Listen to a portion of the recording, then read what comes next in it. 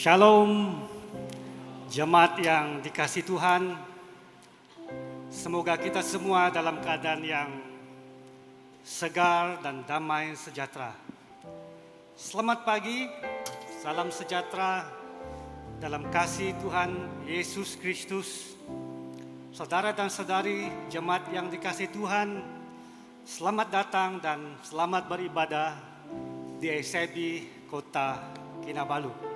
Kita bersyukur kepada Allah atas penjagaannya dan pelindungan yang diberikannya secara berterusan, yang memampukan kita untuk mengemudi kehidupan sesuai dengan firman Tuhan, sesuai dengan pimpinan Tuhan, terang bagi jalan kita dan pelita bagi kaki kita. Dan hari ini marilah kita bersama-sama mengingat merayakan kesetiaan, perlindungan yang telah disediakan oleh Tuhan.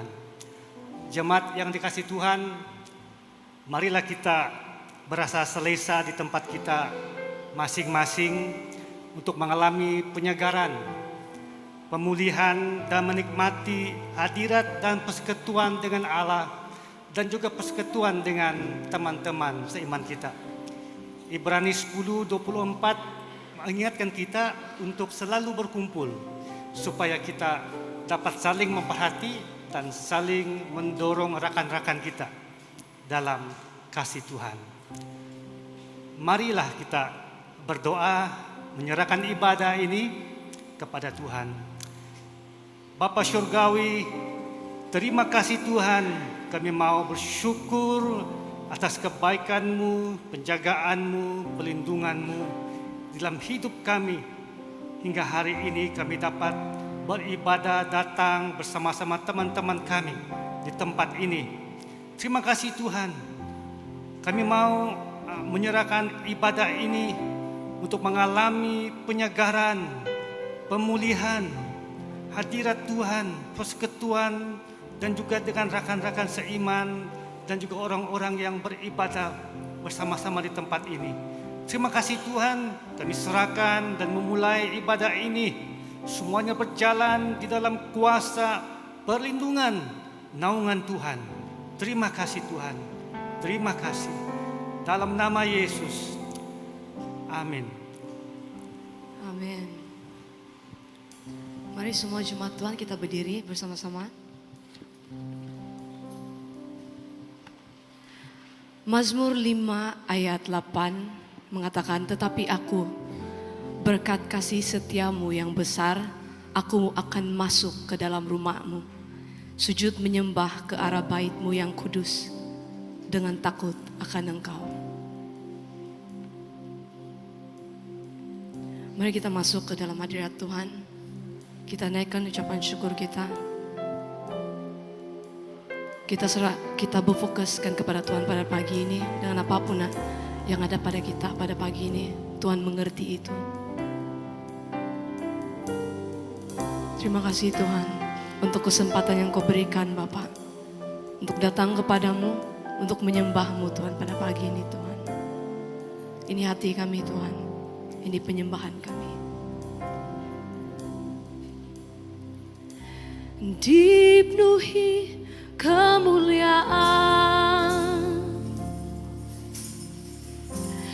dipenuhi pujian, kami bawa padamu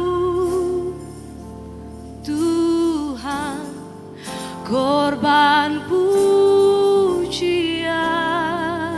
Sama-sama kita katakan, Engkau saja yang suci. Kami datang Tuhan, Kau saja yang layak. Kau layak terima glory. Yesus Kau Tuhan. Kau saja, Kau saja yang suci. Kau saja yang layak.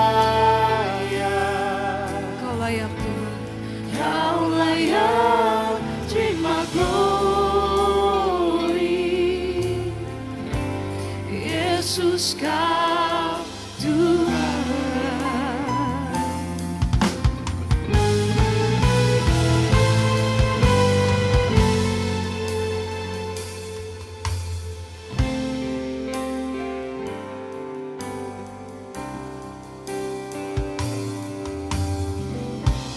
Dipenuhi kemuliaan,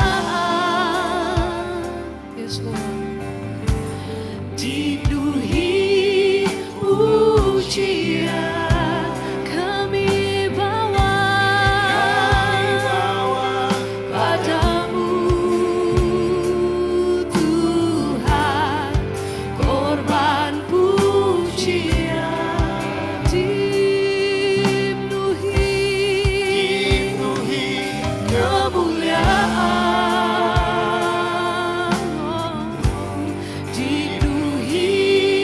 pujian, kami bawa padamu Tuhan, korban pujian. Kau saja yang suci, Kau saja yang layak, Kau layak terima glory. Yesus Kau Tuhan, Kau saja.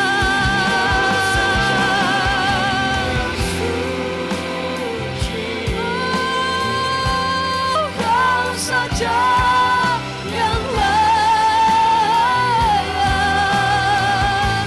Kau layak terima glory. Yesus Kau Tuhan semadya, dan Kau saja.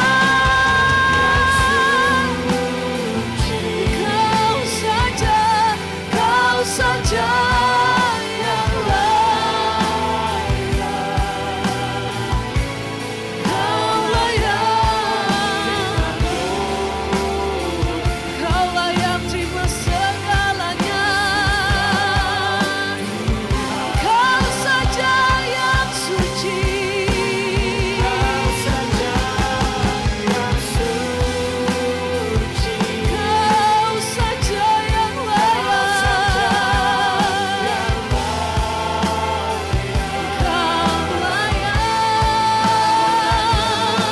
terima glory. Yesus Kau Tuhan, Kau saja yang suci. Ini hati kami Tuhan, ini penyembahan kami. Kau saja yang layak, Kau layak terima glory. Yesus Kau Tuhan. Mari jemaat angkatkan suaramu. Kau saja yang suci, sebab Dia layak. Kau layak Tuhan disembah. Saja yang layak, Kau layak terima glory. Yesus Kau Tuhan,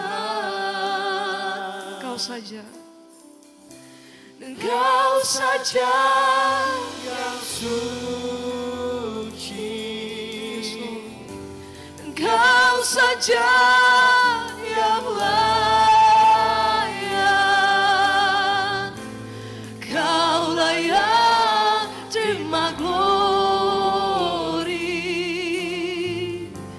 Yesus Kau Tuhan, Kau saja, dan Kau saja yang suci, dan Kau Raja yang layak, Engkau layak terima glory. Yesus Kau Tuhan, Kau layak terima glory.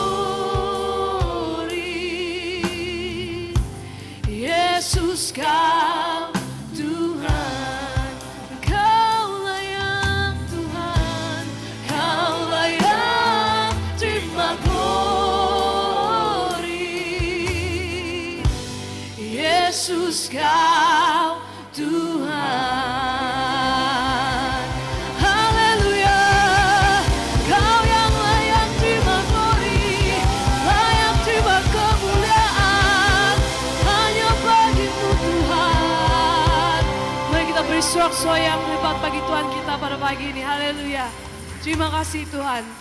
Terpujilah nama-Mu Tuhan. Haleluya. Tidak pernah mengecewakan mengiring Yesus. Amin. Boleh kita tiup kiri dan kanan. Mari kita bersapa katakan selamat pagi. Selamat pagi jemaat Tuhan. Haleluya. Siapa yang merasakan gembira pada pagi ini, boleh kamu lambaikan tangan. Ya, itu dia. Haleluya. Mari kita naikkan pujian ini. Tak pernah kecewa mengiring Yesus. Amin. Haleluya.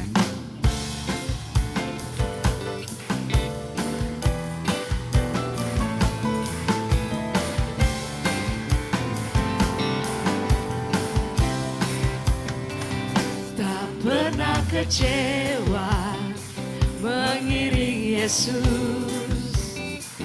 tak pernah kecewa, ku serahkan semua, berjalan sertanya, semakin bahagia, tak pernah kecewa, buat selamanya. Amin. Pernah kecewa, boleh goyang kiri kanan. Kita senaman pagi ini. Tak pernah kecewa, ku serahkan semua, berjalan sertanya, semakin bahagia. Semakin bahagia. Amin. Tak pernah kecewa, buat selamanya.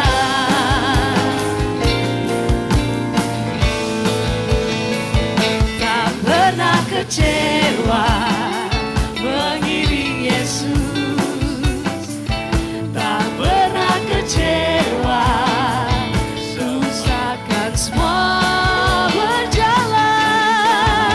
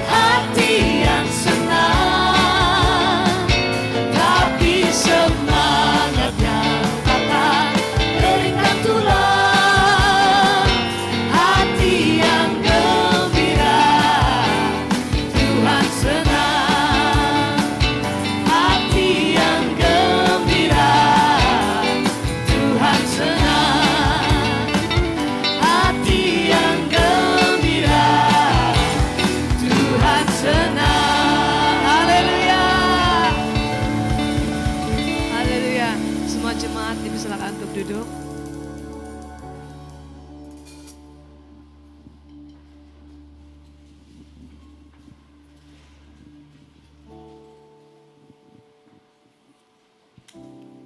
Shalom, haleluya, puji Tuhan, jemaat yang dikasih Tuhan. Sekali lagi selamat datang, selamat beribadah di SCB Kota Kinabalu. Ini adalah acara yang meriah dan istimewa bagi gereja ini, yaitu untuk menyambut dan mengalu-alukan tetamu-tetamu kita yang hadir bersama kita beribadah hari ini. SCB, jemaat SCB Kota Kinabalu ingin menyambut dan mengalu-alukan tetamu-tetamu kita yang beribadah bersama kita pada hari ini. Sila melambaikan tangan ataupun berdiri apabila nama anda disebut seperti di dalam borang pelawat ini. Mohon maaf kalau tidak dapat menyebut dengan betul nama ini. Oke. Di mana juga anda berada, sila melambaikan tangan. Tetamu kita hari ini Esther anak Ali. Di mana anda? Ya, dia ada di sana. Mari kita mengalu-alukan dia.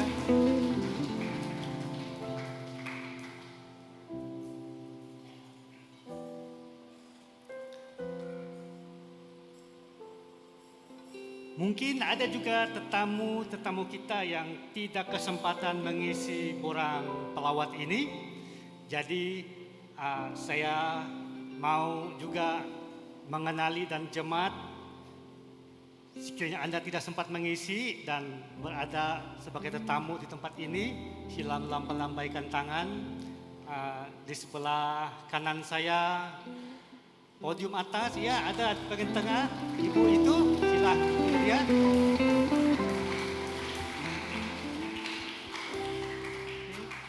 Di bagian podium atas, ya di sebelah kiri ini semua saya kenal sudah. Selepas ibadah kita selesai nanti, tetamu-tetamu kita akan berada bersama-sama pemimpin gereja di bilik sebelah kanan saya untuk sesi interaksi kita, pengenalan kita, dan juga jemaat SCB Kota Kinabalu. Kita juga ada kupi-kupi kita, persekutuan kita di ruang legar bangunan pendidikan. Jemaat yang dikasih Tuhan, kita meneruskan ibadah ini dengan persembahan, memberi persembahan uang. Mari kita mempersiapkan hati kita, memberi dengan sukacita dan penuh dengan kesyukuran kepada Tuhan.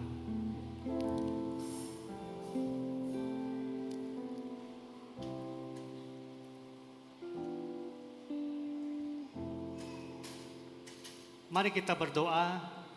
Bapa Syurgawi, terima kasih karena kesempatan ini kami dapat menyatakan kesyukuran kami dalam hal memberi. Terima kasih Tuhan, penyertaan-Mu, pelindungan-Mu di dalam pekerjaan kami, dalam usaha kami, dalam hidup kami. Dan kami mau bersyukur mengingat pengorbanan kasih Tuhan. Terima kasih Tuhan, kami memberi dengan sukacita, penuh dengan kesyukuran kepada Tuhan. Terima kasih. Dalam nama Yesus. Amin. Silakan. Amin. Sambil kita memberi, mari kita nyanyikan lagu ini sekali lagi. Tak pernah kecewa mengiring Yesus.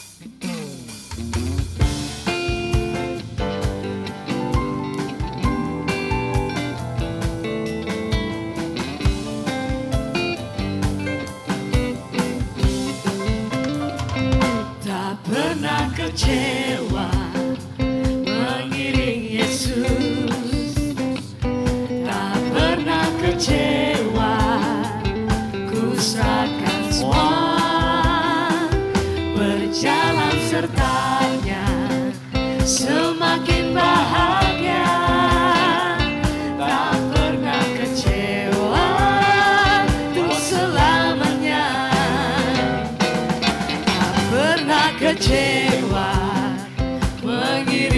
Yesus, tak pernah kecewa. Ku serahkan semua, berjalan sertanya, semakin bahagia, tak pernah kecewa buat selamanya.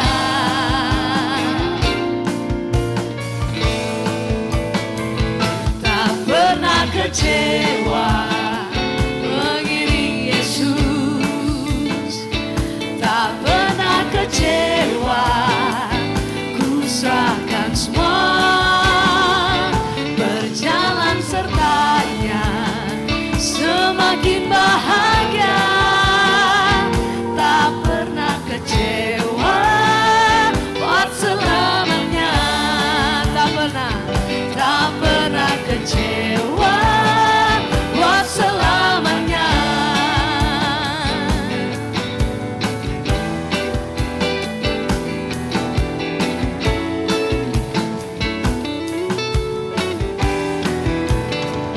Hati yang gembira adalah obat, seperti obat hati yang senang. Tapi semangat yang patah keringkan tulang. Tapi hati yang gembira, Tuhan senang. Sekali lagi, hati yang gembira. Hati yang gembira adalah obat, amin, seperti obat hati yang senang.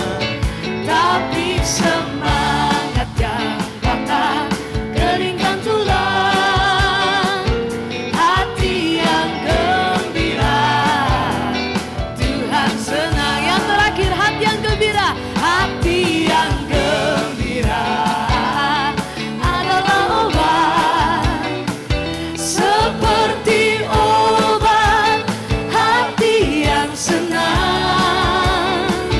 Tapi semangat yang patah keringkan tulang.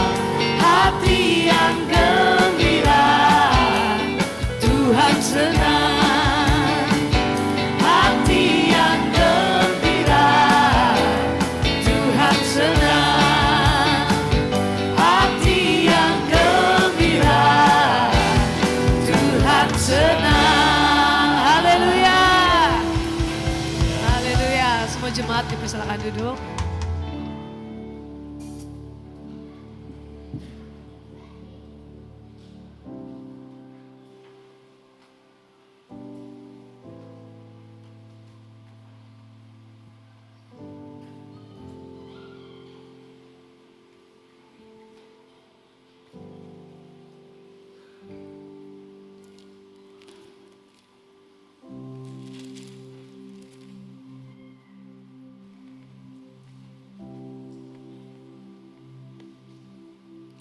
Shalom, selamat pagi dan selamat beribadah di Gereja SIB Kota Kinabalu Likas. Pembacaan kita pada pagi ini dipetik daripada Kitab Perjanjian Baharu dalam Injil Matius bab yang kelima. Matius bab yang kelima bermula daripada ayat pertama hingga ayat 16. Sekali lagi, Matius bab 5 ayat 1 hingga 16. So boleh baca dalam digital Alkitab Anda ataupun Alkitab masing-masing. Demikian bunyinya. Ucapan bahagia. Ketika Yesus melihat orang banyak itu, naiklah ia ke atas bukit, dan setelah ia duduk, datanglah murid-muridnya kepadanya. Maka Yesus pun mulai berbicara dan mengajar mereka, katanya, berbahagialah orang yang miskin di hadapan Allah, kerana merekalah yang empunya kerajaan syurga. Berbahagialah orang yang berduka cita, kerana mereka akan dihibur. Berbahagialah orang yang lemah lembut, karena mereka akan memiliki bumi. Berbahagialah orang yang lapar dan haus akan kebenaran, karena mereka akan dipuaskan. Berbahagialah orang yang murah hatinya, karena mereka akan beroleh kemurahan. Berbahagialah orang yang suci hatinya, karena mereka akan melihat Allah. Berbahagialah orang yang membawa damai, karena mereka akan disebut anak-anak Allah. Berbahagialah orang yang dianiaya oleh sebab kebenaran, karena merekalah yang empunya kerajaan surga. Berbahagialah kamu jika karena aku kamu dicela dan dianiaya, dan kepadamu difitnahkan segala yang jahat. Bersukacitalah dan bergembiralah, karena upahmu besar di surga. Sebab demikian juga telah dianiaya nabi-nabi yang sebelum kamu. Garam dunia dan terang dunia, ayat 13. Kamu adalah garam dunia. Jika garam itu menjadi tawar, dengan apakah ia diasinkan? Tidak ada lagi gunanya selain dibuang dan diinjak orang. Kamu adalah terang dunia. Kota yang terletak di atas gunung tidak mungkin tersembunyi. Lagi pula, orang tidak menyalakan pelita lalu meletakkannya di bawah gantang, melainkan di atas kaki dian, sehingga menerangi semua orang di dalam rumah itu. Ayat terakhir, ayat 16. Demikianlah hendaknya terangmu bercahaya di depan orang, supaya mereka melihat perbuatanmu yang baik dan memuliakan Bapamu yang di surga. Demikian pembacaan firman pagi ini. Tuhan memberkati.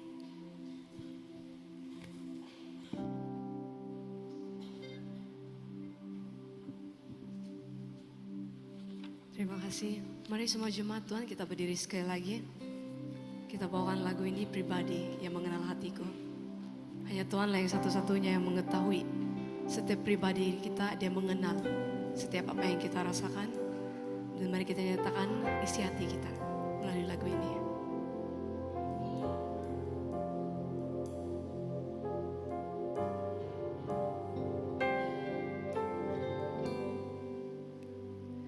Seperti rusa yang haus, rindu aliran sungaimu.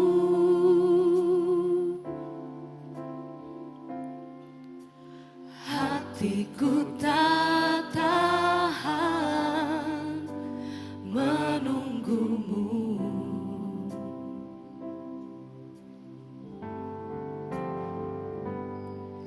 Bagai tanda kering menanti datangnya hujan,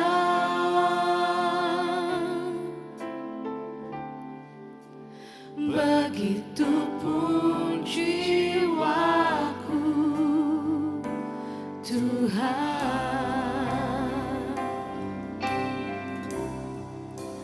Hanya Engkau pribadi yang mengenal hatiku, tiada yang tersembunyi bagimu. Seluruh isi hatiku Kau tahu, dan bawaku untuk lebih dekat lagi padamu, tinggal dalam indahnya dekapan kasih-Mu. Oh, hanya Engkau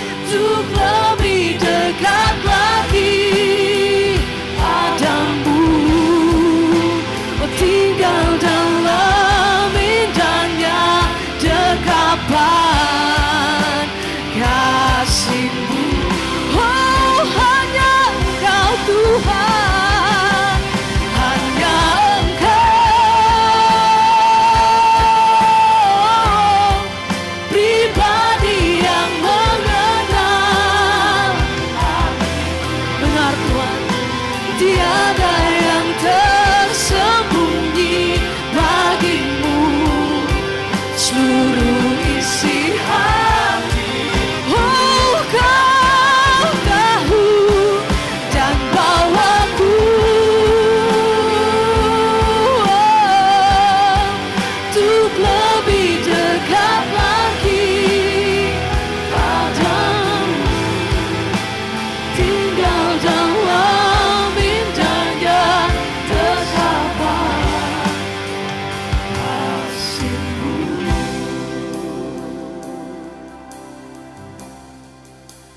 Hanya Engkau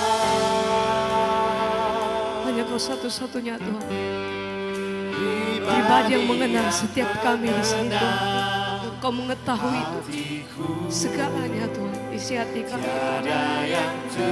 Tidak ada yang tersembunyi Tuhan bagimu.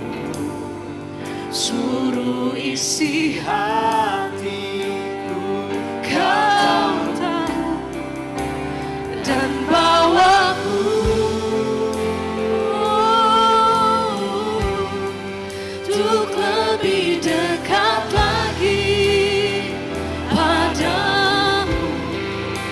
Oh, tinggal dalam indahnya dekat kasih-Mu. Oh, hanya Engkau Tuhan.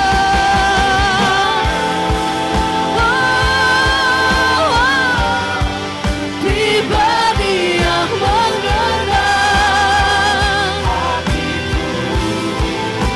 tiada yang tersembunyi bagimu.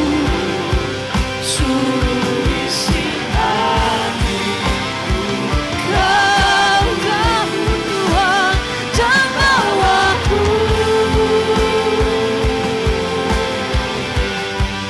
untuk lebih dekat lagi padamu. Tinggal dalam indahnya dekapan kasih-Mu.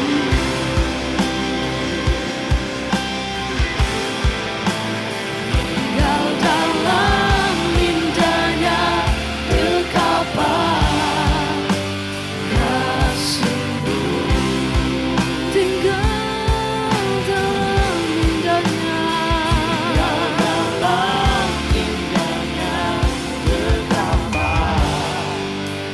kasih-Mu.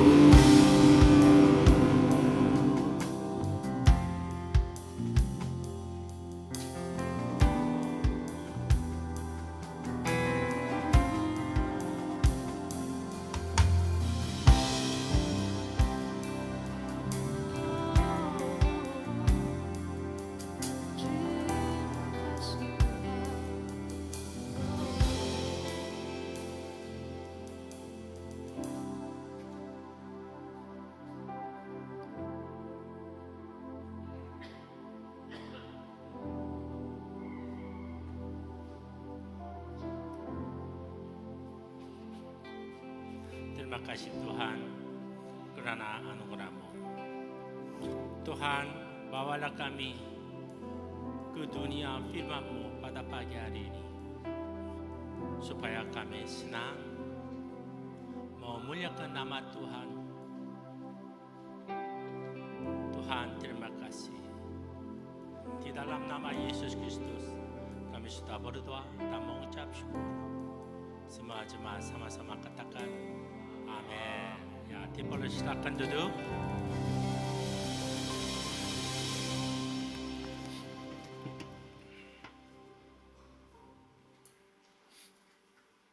Terima kasih atas tim pujian penyembahan.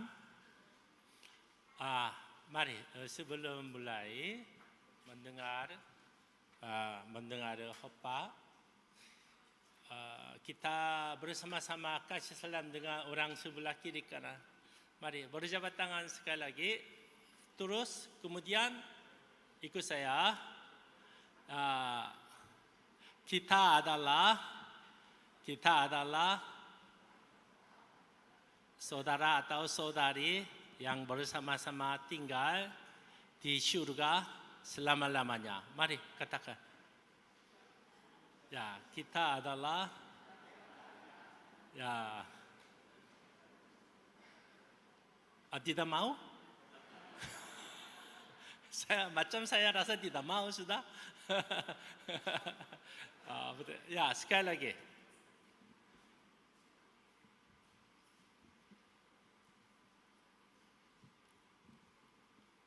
Ya, kita adalah, mari sama-sama ikut dengan ya saling berjabat tangan. Ya, ini penting. Kita adalah saudara atau saudari yang kita tinggal di surga selama-lamanya. Satu lagi, terima kasih karena menerima saya, walau bagaimanapun saya adalah orang yang berdosa.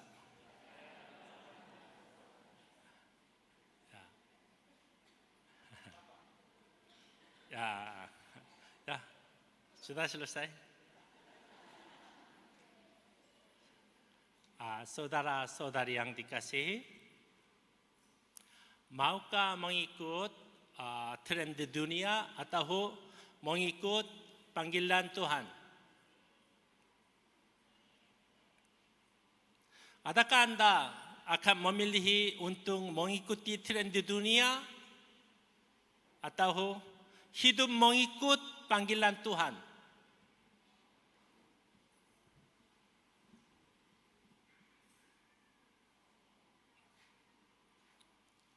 Seseorang yang mengikut tren di dunia biasanya tertumpu pada dirinya sendiri. Fokus hidupnya adalah untuk menambah kekayaan, meninggikan status, memanjangkan umur, memiliki kereta dan rumah yang baik, menjaga kesehatan, serta mengejar kestabilan hidup. Walaupun menjaga kesehatan itu penting, apabila fokus utama adalah kepada perkara duniawi semata-mata, hubungan dengan Allah boleh semakin jauh.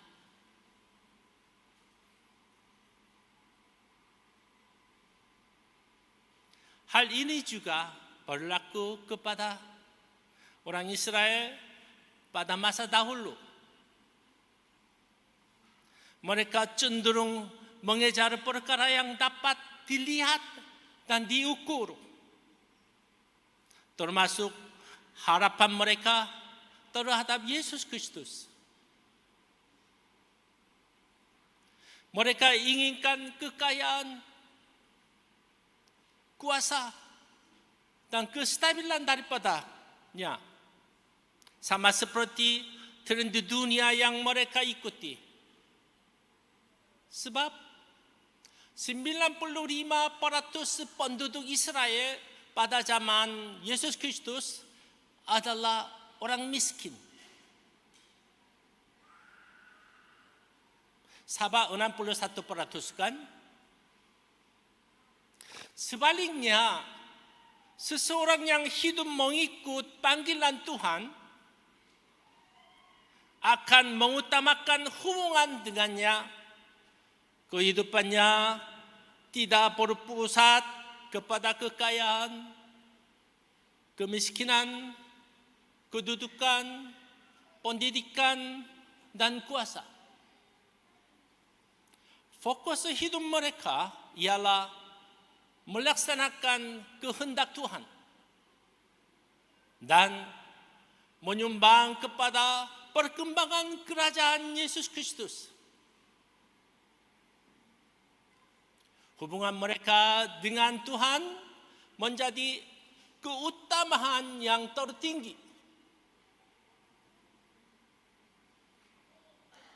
Hidup semakin akan membawa seseorang kepada kesadaran tentang kelemahan dan ketidakpunyaannya di hadapan Tuhan. Namun Alkitab menyatakan bahwa ini adalah berkat yang sejati, memperoleh sesuatu yang nyata dan material daripada Yesus Kristus. Walaupun mereka berkata mereka mencari kerajaan Tuhan, impian mereka seringkali masih berpusat pada perkara-perkara duniawi seperti kekayaan, kesehatan, dan kestabilan. Terima kasih. Tuhan memberkati dengan Kejadian bab 24 ayat 1.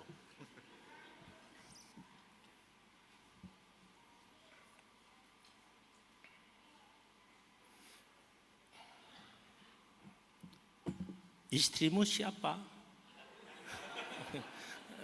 Kawin dengan baik.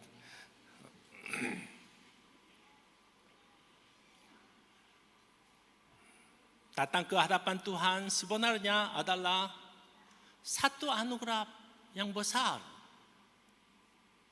Tetapi ramai tidak menyadarinya. Mereka keluar dari dunia dan memasuki pelukan Tuhan. Tetapi namun dalam pelukan itu hati mereka masih merindukan perkara-perkara dunia.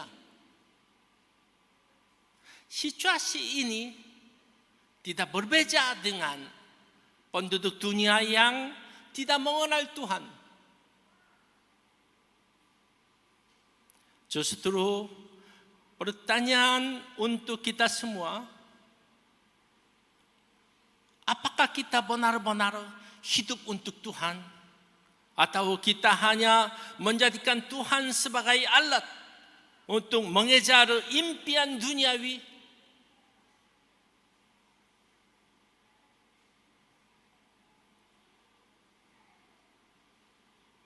Dengan mengingati situasi semasa ini, marilah kita memasuki firman Tuhan yang diberikan kepada kita pada pagi hari ini. Apa arti terang dan garam di dunia? Sebenarnya di dalam Alkitab garam dan terang, tetapi tajuknya terang dan garam. Saya ikut tajuk besar.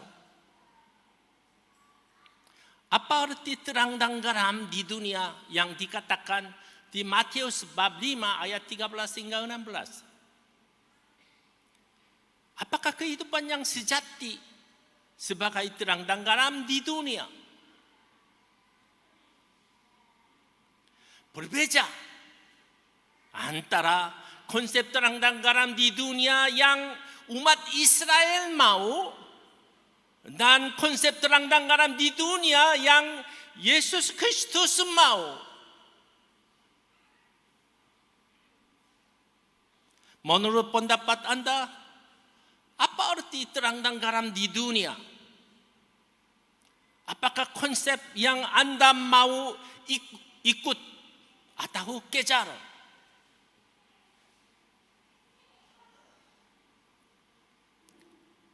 Mari kita belajar bersama-sama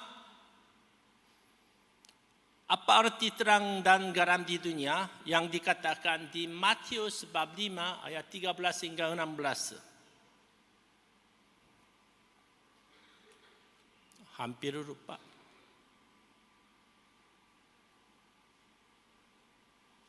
Jadikah?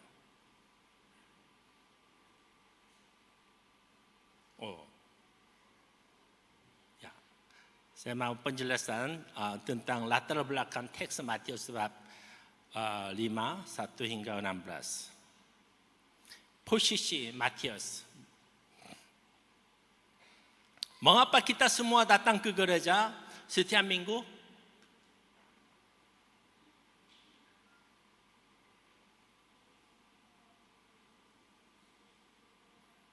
Mengapa Yesus Kristus naik ke atas bukit? Mari kita Lihat dalam Matius bab 4. Ayat 23. Yesus pun berkeliling di seluruh Galilea. Ia mengajar dalam rumah-rumah ibadat dan memberitakan Injil Kerajaan Allah serta menyulakan segala penyakit dan kelemahan di antara bangsa itu.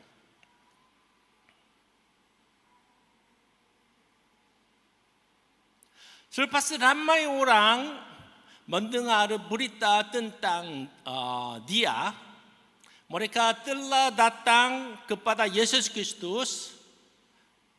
Kalau kita membaca Matius bab 4:24, maka tersiar berita tentang dia di seluruh Syria. Oleh itu, dibawa kepada Yesus Kristus semua orang yang turut keadaannya, yang menderita pelbagai penyakit dan sengsara, yang kerasukan, yang sakit ayun, dan yang lumpuh. Lalu mereka disembuhkan daripada penyakit-penyakit itu oleh Yesus. Apa yang dikatakan Yesus Kristus adalah kemampuan. Pada waktu ia memberitakan firman Tuhan, penyembuhan merupakan keajaiban dari apa yang dikatakan Yesus Kristus. Sebenarnya perkataan ini melibatkan kelakuan. Dikatakan seperti di Kejadian bab 1 ayat 3, ya, pada waktu Tuhan Allah berkata, jadilah terang, lalu terang itu terjadi. Perkataan dan kelakuan adalah satu. Dikatakan jadilah terang, pada saat perkataan itu dikatakan, terang itu terjadi. Inilah firman Tuhan Allah. Kelakuan Yesus sama dengan perkataan Yesus. Perkataan Yesus adalah penjelasan tentang kelakuannya. Kelakuan Yesus adalah ungkapan perasaan tentang perkataannya.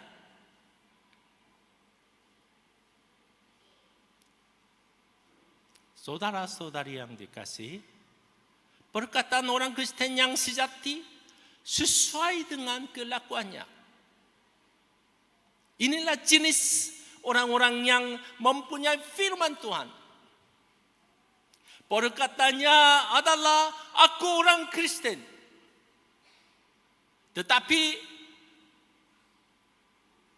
kamu semua pikir di manakah ada kelakuan, ada orang yang kelakuannya sama dengan perkataannya.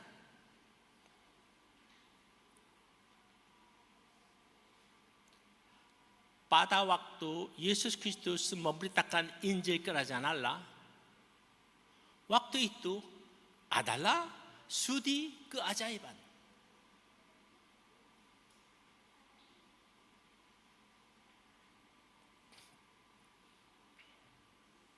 Tetapi kamu semua pikir di manakah tumpuan orang ramai?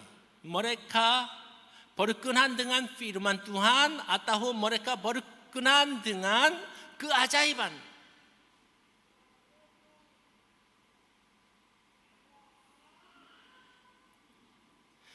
Kamu datang pada pagi hari ini setiap minggu berkenan dengan firman Tuhan atau berkenan dengan berkat?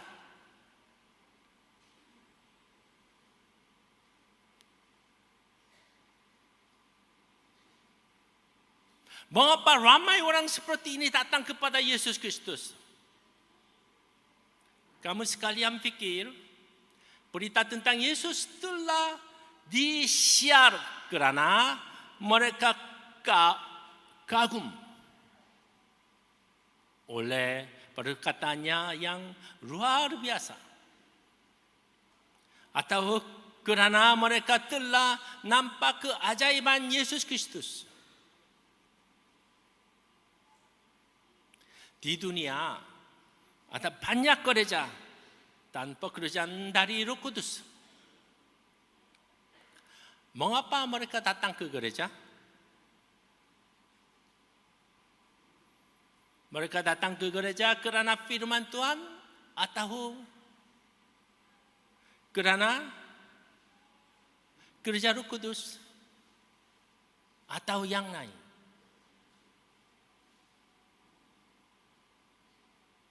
Mungkin waktu itu orang banyak itu hampir sama dengan orang akhir zaman ini.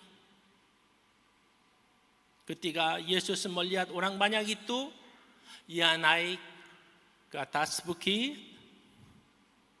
Kemudian Yesus mulai berkata tentang misi sejati yang ia mau memberitakan kepada ramai orang. Itu adalah permulaan firman Tuhan yang dilihat dalam bab 5. Yesus Kristus bukan datang ke dunia untuk memberi keajaiban, tetapi ia datang untuk memberi Injil kehidupan yang kekal. Pasti keajaiban perlu, tetapi keajaiban sendiri itu bukan tujuan. Perkara yang Yesus Kristus mau berikan sebagai keajaiban adalah firman Tuhan, Injil, kehidupan yang kekal. Kalau kita membaca teks bab 7 ayat 28, ini tidak pandai. Saya tidak pandai guna ini. Syok. Oh iya. Firman Tuhan berkata akhirnya Yesus selesai mengajar dan orang-orang yang ada di situ hairan sekali mendengar pengajarannya. Kalau kita membaca bab 8 ayat 1, firman Tuhan adalah seperti ini. Ramai orang mengikuti Yesus, tetapi disitulah keajaiban terjadi. Yesus Kristus menyampaikan bab 5 hingga 7 dengan perutusan syurga bahwa ia mau memberikan dengan sungguh-sungguh dengan cerita yang ia telah katakan. Seseorang berkata, Matius bab 5 hingga 7 ini adalah, ya memang saya tidak pandai itu, oke. Ya, minta maaf. Matius bab 5 hingga 7 ini adalah ringkasan semua perutusan di dalam perjanjian lama dan perjanjian baru. Juga seseorang berkata, Matius 5 hingga 7 ini adalah ringkasan Injil surga. Dan perkataan yang diringkaskan semua pikiran Yesus Kristus.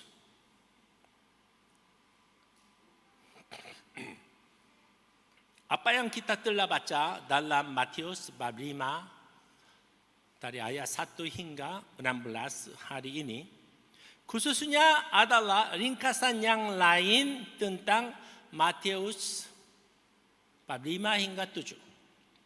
Oleh sebab itu, hari ini kita coba belajar tentang konsep terang dan garam di Matius bab 5 ayat 1 hingga 16 ini. Kita boleh memahami Yesus Kristus secara mendalam dan juga kita boleh memahami pikiran Yesus Kristus.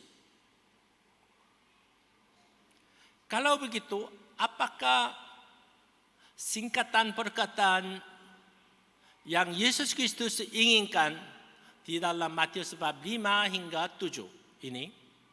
Kalau kita membaca Matius bab 5, 6, 7 terus menerus, kita boleh mendapat kesimpulan seperti ini. Orang yang melayani Tuhan dengan sungguh-sungguh adalah warga surga yang benar-benar berbeda dengan orang Farisi dan ahli Taurat yang merupakan pakar dalam agama.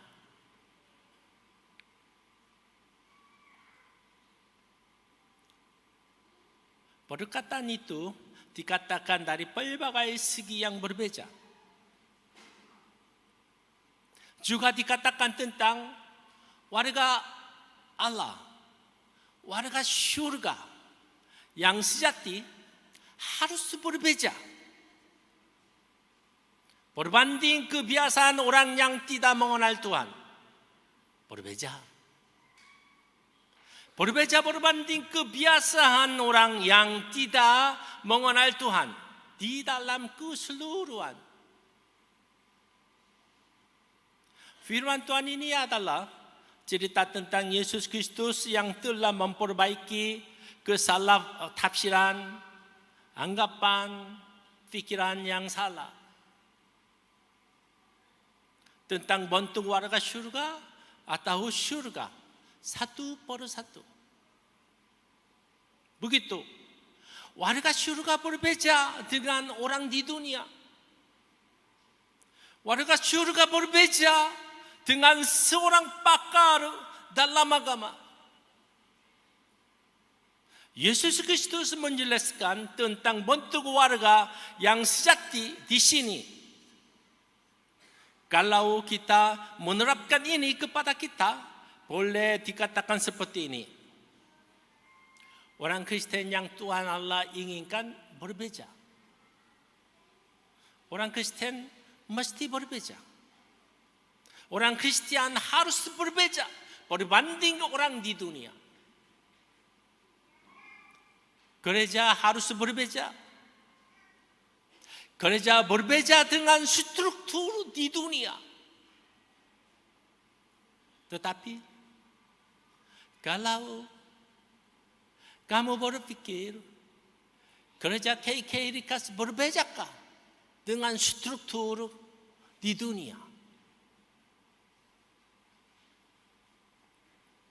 Saudara-saudari yang dikasihi, pada waktu kita berbeda, kita telah diubah.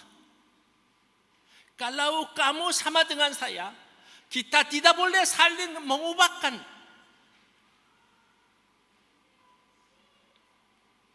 Di Sabah ada banyak gereja, tetapi mengapa Sabah ini tidak diubah? Mengapa ramai orang tidak datang ke gereja KK Rikas lagi?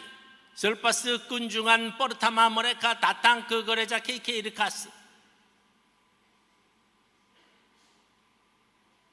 Karena mereka merasa tidak berbeda.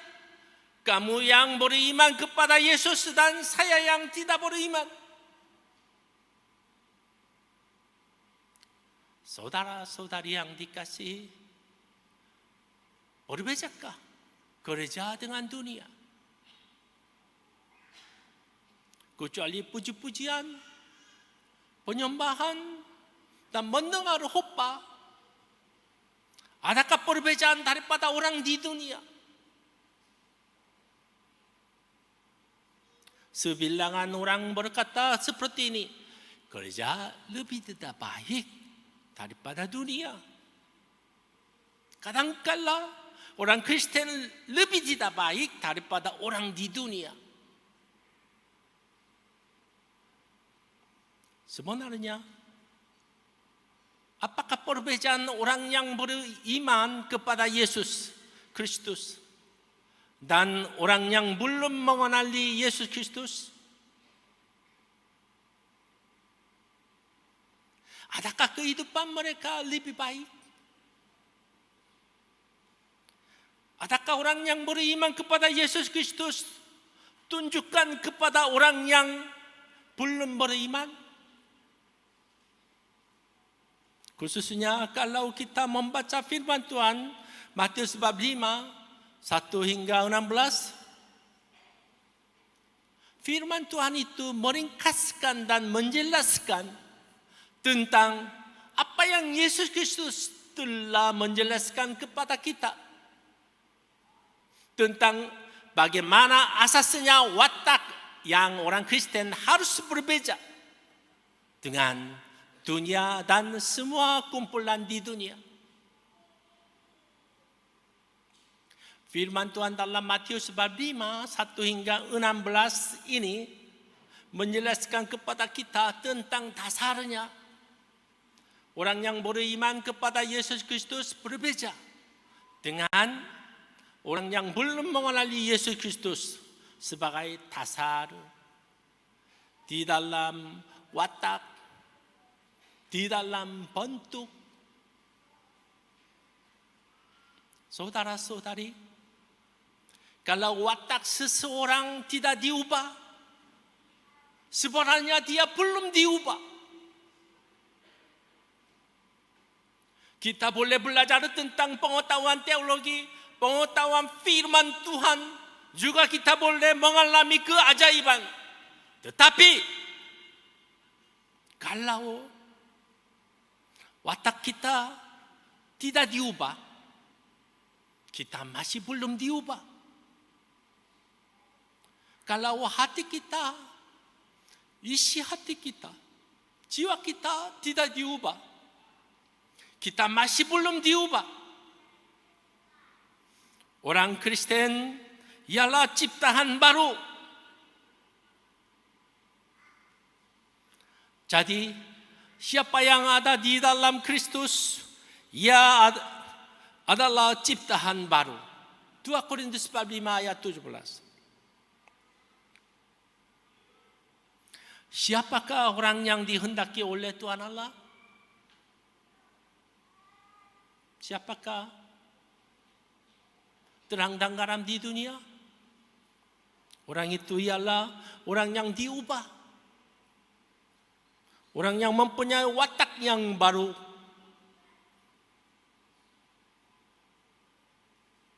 Orang Kristen yang sejati ialah orang yang kulitnya ditanggalkan,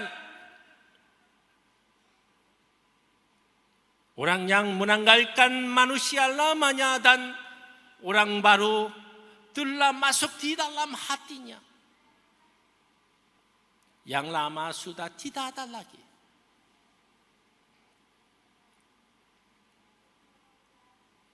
Saudara-saudari yang dikasihi, di dalam Yesus Kristus ada kehidupan. Di tempat yang ada kehidupan ini ada kasih, karena kehidupan ini ada pada orang ciptaan baru. Di tempat yang ada kehidupan, ada pertumbuhan. Di tempat yang ada kehidupan, ada perubahan.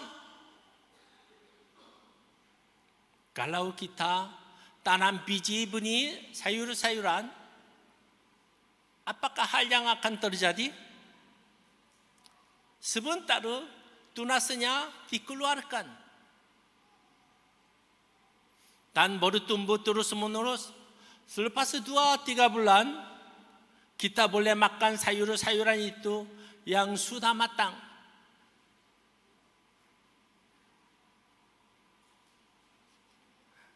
Dulu Reverend Philemon, keluarga Reverend Philemon, dan sekarang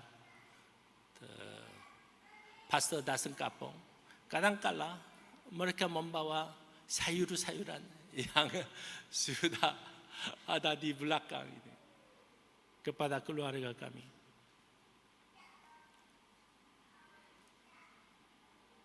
Saudara-saudari, kalau seseorang tanam biji benih sayur-sayuran, pasti ada hasil. Ada pertumbuhan. Biasanya sebelum 1 bulan diubah. Karena ada kuasa kehidupan biji benih. Tetapi kalau kehidupan Yesus Kristus masuk ke dalam kita, kehidupan Tuhan Allah itu mengubahkan kita. Kehidupan Tuhan Allah, kuasa Tuhan Allah itu mengubahkan Anda sekalian dan saya. Itulah yang mengubahkan pandangan dunia kita. Itulah mengubahkan watak kita. Semua kehidupan kita diubah oleh kehidupan Yesus Kristus. Kita diubah oleh Injil yang sejati. Oleh itu, orang Kristen yang sejati harus orang yang telah diubah. Wataknya harus telah diubah. Orang yang lama harus telah dipecah. Orang inilah garam dan terang di dunia. Di dalam gereja juga ada ramai orang yang wataknya tidak baik. Orang yang menimbulkan persoalan di dalam gereja adalah orang yang wataknya tidak baik. Orang-orang yang berwatak tidak baik ini penuh dengan keegoan, berpura-pura, hipokrit, dan menganggap diri sendiri yang betul. Dia sudah penuh pengetahuan agama. Dia sudah penuh dengan falsafah duniawi. Dia mau membawa pengalaman duniawi ke dalam gereja. Tetapi dia tidak melepaskan dirinya sendiri dari kedegilan. Orang yang wataknya tidak baik merasa paling menyusahkan diri sendiri. Kalau seseorang mempunyai watak yang tidak baik, orang yang merasa paling menyusahkan adalah diri sendiri.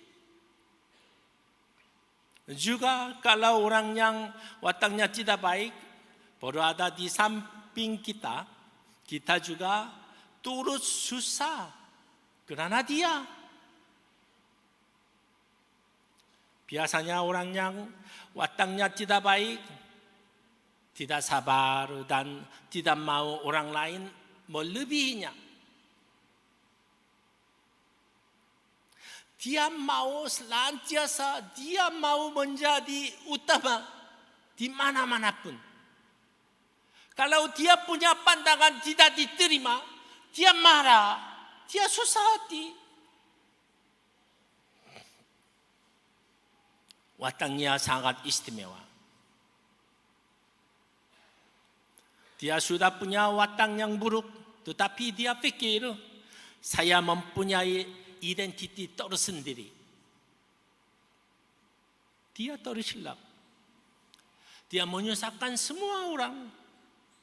Dia paksa orang lain untuk mengikuti gayanya. Semua orang harus mengikut arahnya. Semua orang harus patuh perintahnya. Kalau seseorang tidak mengikut arahnya, dia marah, dia susah hati. Ada seorang yang wataknya sangat tajam. 3-4 antena atau saluran bersama-sama bertindak di sini.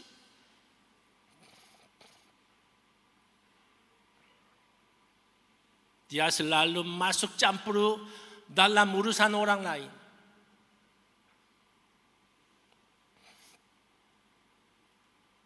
Tetapi ramai orang tidak mau memperbaiki wataknya. Dia mau mengekalkan watak diri sendiri, kedegilan diri sendiri, dan latar belakang yang terus dia hidup sampai sekarang. Kemudian dia pergi ke tempat berdoa untuk berdoa dan berpuasa dan membaca firman Tuhan untuk percaya kepada Tuhan dengan iman. Semakin dia mempunyai banyak pengalaman agama seperti ini, semakin pemisahannya dan konfliknya lebih mendalam. Saudara-saudari, Yesus Kristus menjelaskan kepada kita bahwa kita harus hidup dan memiliki watak sebagai orang Kristen yang sejati. Hari ini kita belajar satu watak.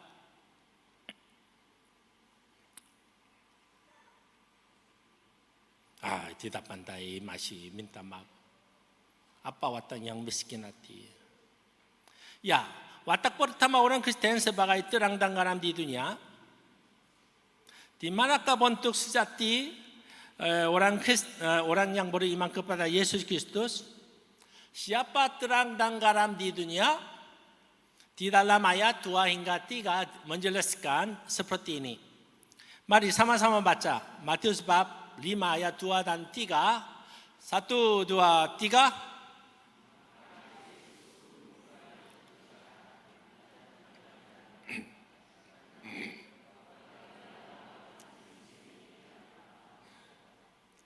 Orang yang miskin. Terang dan garam di dunia adalah orang yang memiliki watak yang miskin hati di hadapan Tuhan Allah. Dia mempunyai perasaan miskin hati di hadapan Tuhan Allah. Dia merasa tidak berdaya dan hanya bergantung pada Tuhan Allah saja. Dia ialah orang yang merasa miskin secara roh. Dia ialah orang yang mengangkat kedua-dua tangan dan berlutut di hadapan Allah dan dengan sopan santun. Dia adalah orang yang merasa gagal dalam rohnya. Apakah yang harus saya perbuat? Selepas orang-orang mendengar khotbah Petrus, mereka memikul dada mereka dan berkata seperti ini.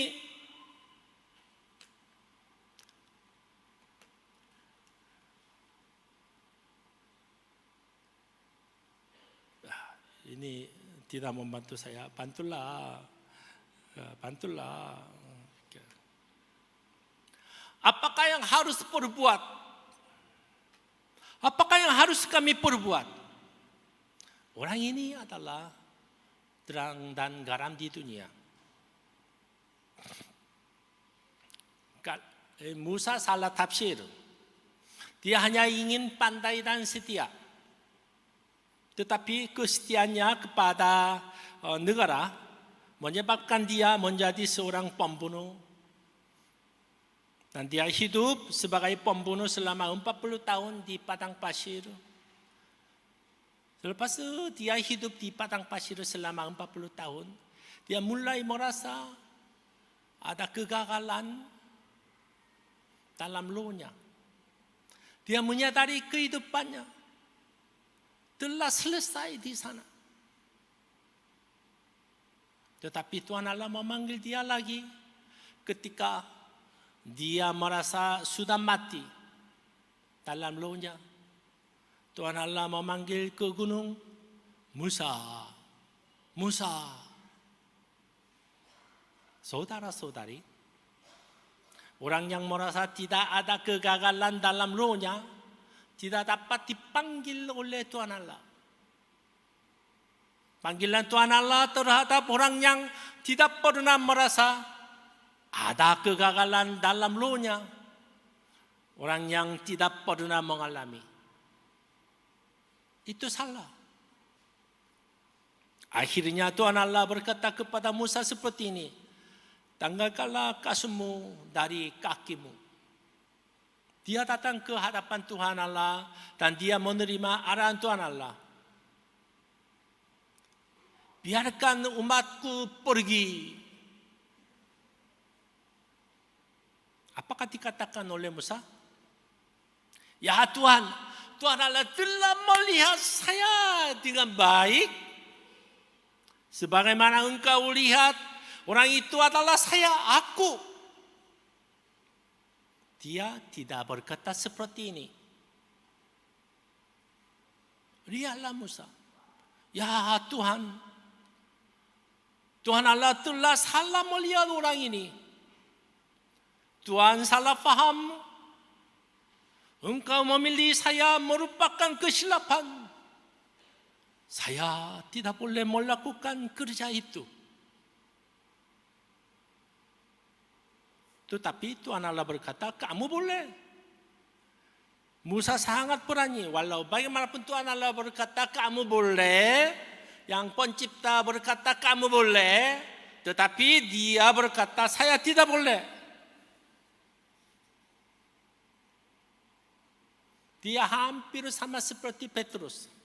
Makalah, saya tidak boleh makan sesuatu yang haram. Orang-orang yang boleh menolak arahan Tuhan Allah adalah orang senonoh, betul atau tidak?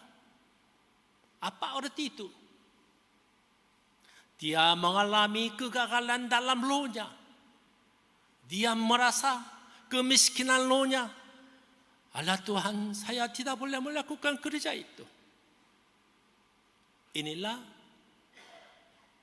hati yang miskin. Saudara-saudari, masih ingatkah kita akan Yesaya bab 6 ayat 8? Dalam tahun matinya Raja Uzia, dia melihat bentuk Tuhan. Apakah yang dikatakannya? Celakalah aku binasa. Celakalah aku binasa.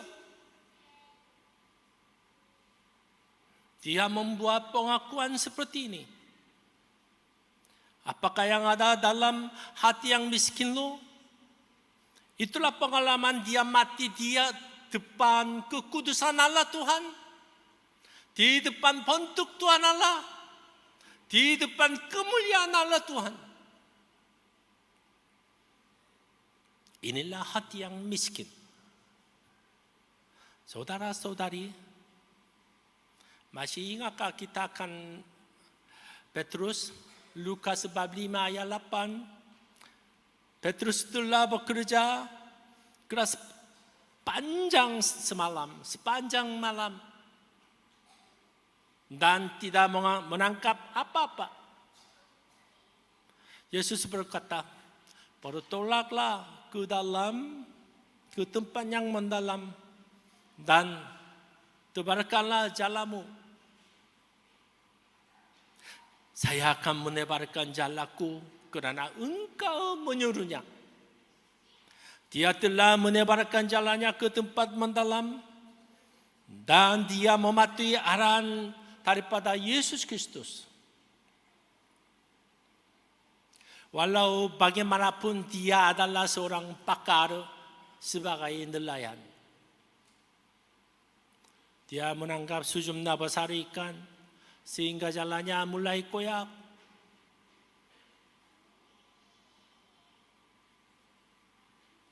Kemudian apakah yang dikatakan oleh Petrus? Dia berkata haleluya? Bukan.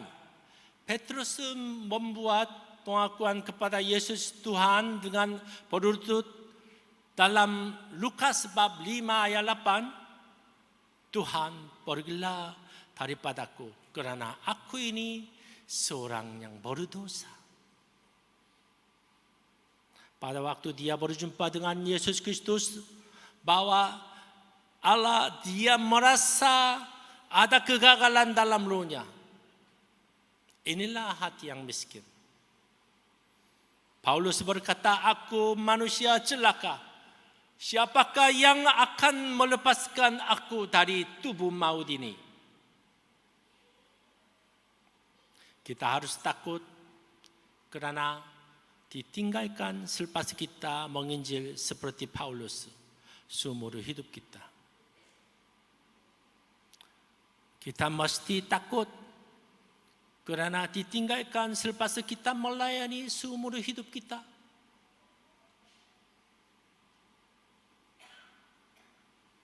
Hati yang miskin,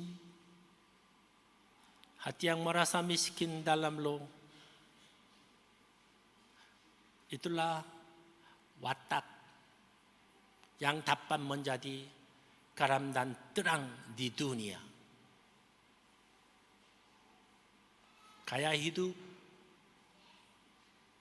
watak yang kita memiliki sangat jauh beda dengan orang yang memiliki di dunia.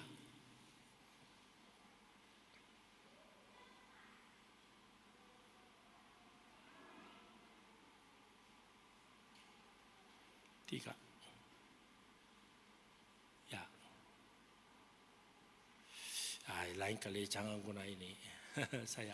Oke, ketiga, siapa dapat hidup seperti yang tersebut? Ya. Galatia dikatakan seperti itu. Namun aku hidup tetapi bukan lagi aku sendiri yang hidup, melainkan Kristus yang hidup di dalam aku. Dan hidupku yang kuhidupi sekarang di dalam daging adalah hidup oleh iman dalam Anak Allah yang telah mengasihi aku dan menyerahkan dirinya untuk aku. Saya tidak boleh lakukan dan hidup seperti itu. Tetapi Yesus Kristus boleh lakukan seperti itu. Pada masa ini, sila lihat Yesus Kristus. Yesus Kristus akan menghidupkan kehidupan seperti ini melalui kamu sekalian dan saya. Ada kuasa yang mengubah kamu sekalian seperti Yesus Kristus. Kita boleh mempunyai kuasa mengasihi sebab Tuhan Yesus mengasihi kita semua di atas kayu salib. Dia memberi kuasa yang mempunyai kita semua. Inilah kuasa kayu salib. Tuhan boleh melakukan seperti itu selepas Dia datang kepada kita supaya kita mempunyai hati yang membawa damai, supaya kita boleh tahan uji walau apapun penganiayaan, penderitaan, kesusahan apabila kita hidup di dunia. Semakin lama semakin susah hidup di dunia. Betul kan? Filipi bab 1 ayat 20 berkata, ya, bantulah, oke. Sebab yang sangat kurindukan dan kuharapkan ialah bahwa aku dalam segala hal tidak akan beroleh malu, melainkan seperti sedia kala. Demikian pun sekarang Kristus dengan nyata dimuliakan di dalam tubuhku, baik oleh hidupku maupun oleh matiku.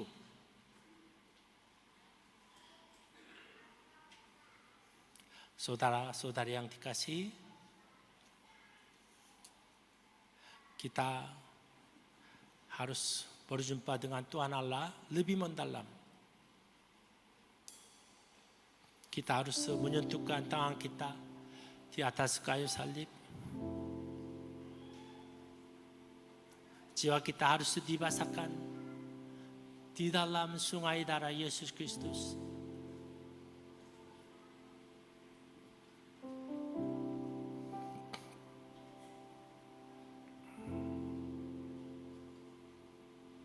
Berapa lama lagi kita akan hidup di atas bumi ini? Kalau kita punya watak masih belum diubah,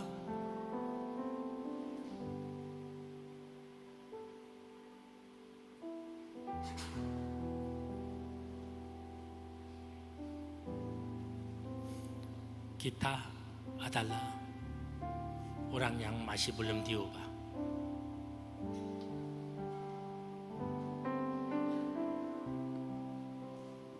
Semoga Anda sekalian berbahagia menjadi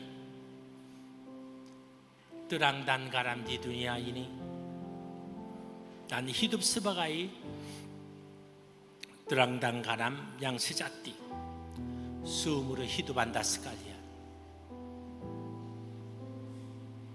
Mari datang kepada Tuhan. Ya, selepas tunduk kepala,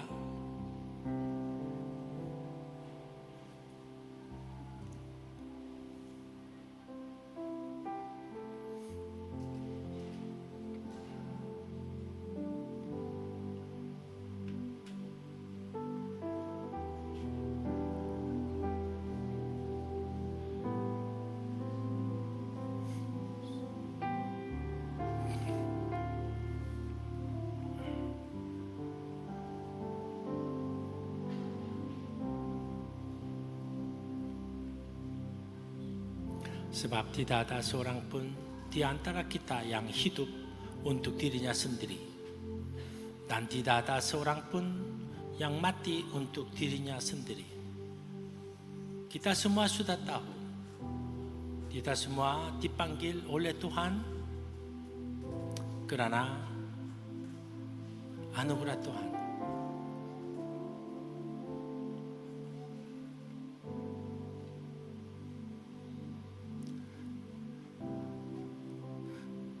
Saya ingin kita semua mau terang dan garam di dunia, seperti Musa, seperti Ezra, Nehemia, yang menyesali dosa, menangis dan duka cita untuk negara dan kerajaan Tuhan. Mari kita datang kepada Tuhan masing-masing dan berdoa supaya kita menjadi terang dan garam di dunia yang merasa sedih, merasa terbeban, dan memuliakan nama Tuhan. Untuk menjadi orang seperti itu, silakan datang kepada Tuhan dan berdoa sambil mendengar satu lagu. Tuhan, terima kasih. Hanya Engkau, Tuhan, pribadi yang menggenang hatiku, tiada yang tersembunyi bagimu. Suruh isi hatiku, Kau tahu, dan bawaku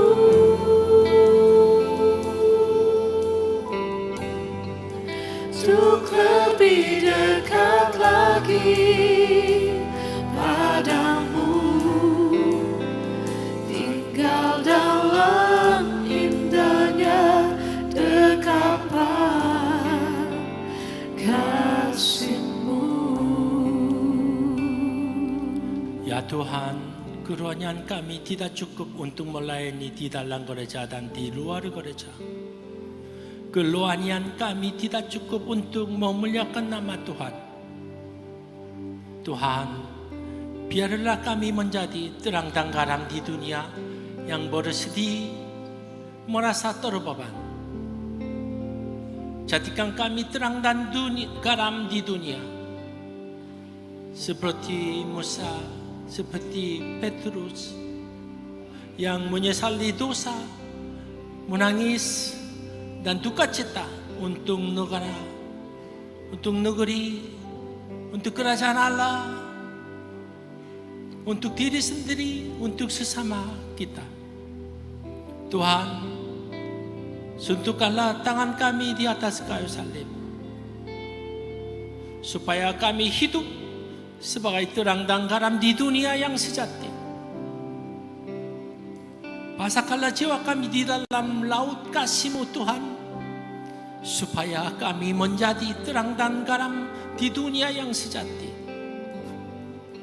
Tuhan, jadikan kami terang dan garam di dunia yang berlutut dan berdoa sebelum berbuat sesuatu senantiasa. Tuhan, terima kasih karena firman-Mu tadi. Di dalam nama Yesus Kristus kami sudah berdoa dan mengucap syukur. Semua jemaat sama-sama mengatakan amin.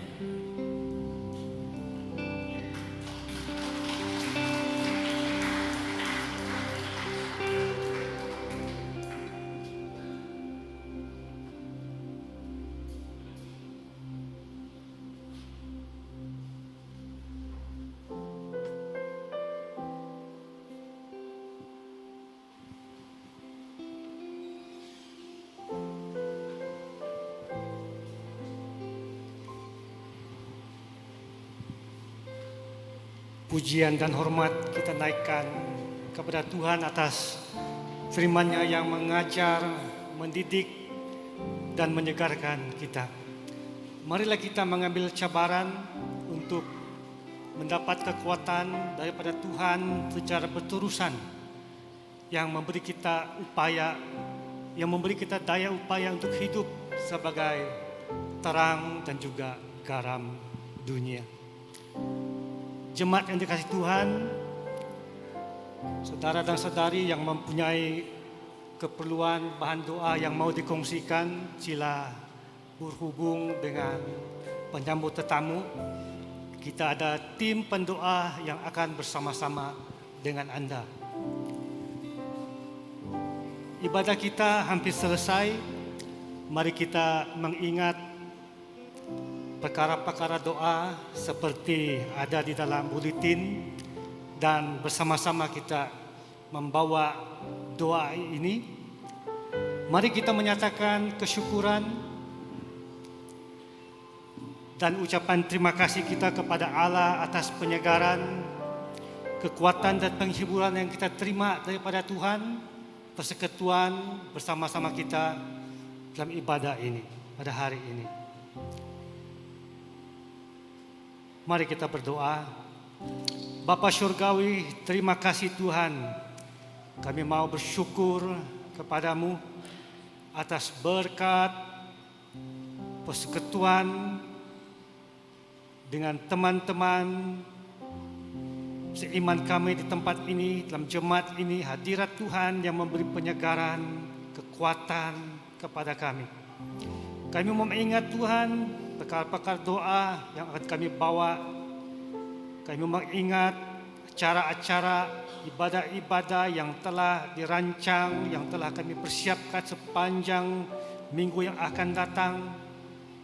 Kami serahkan kepada Tuhan keperluan-keperluan di dalam gereja ini, kami naikkan kepada Tuhan.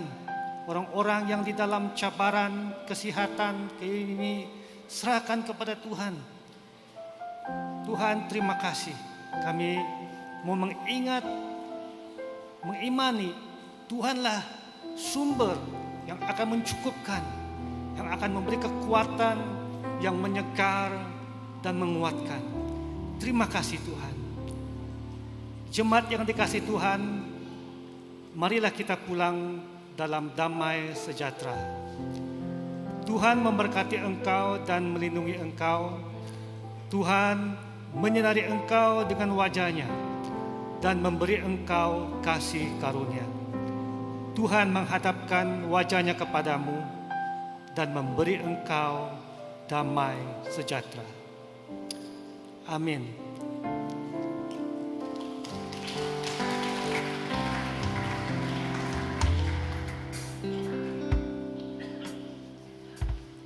Selamat berujung minggu semuanya.